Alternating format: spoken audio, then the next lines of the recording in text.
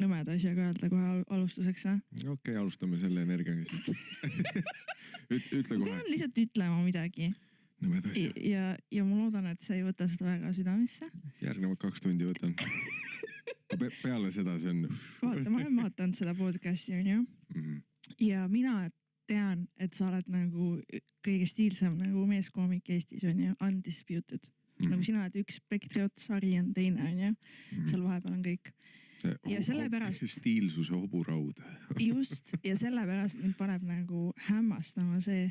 Et kardinad on kortsus, jah? Et kardinad on seda värvi. Maria, muidugi. See on hirmus. Seda ma kartsin, et see on hirmus. Tead, mis see teeb? See muudab meid kollasemaks. See, et nad kortsus on? Ei, see värv.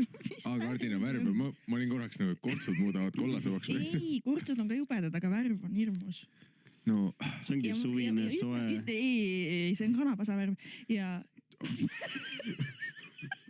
Ja see, et sa läksid poodi ja tegid seda valiku, ma ei tea, mis soodukas see oli. Võtan sõnad tagasi, ma ei taha. Ja tänane episood sai läbi. Kardinad on priimad.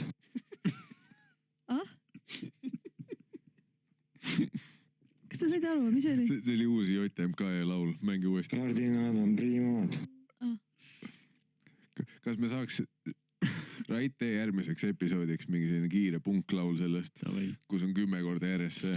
Kitarri tapsaks. Pane 1 korra veel. Kardinad on priimad. Ma kujutan ette küll juba, mul trummid taga jooksevad, siin on selline helist väljas gitarr, sellega raiuda. Lebo. Neljapäevases osas.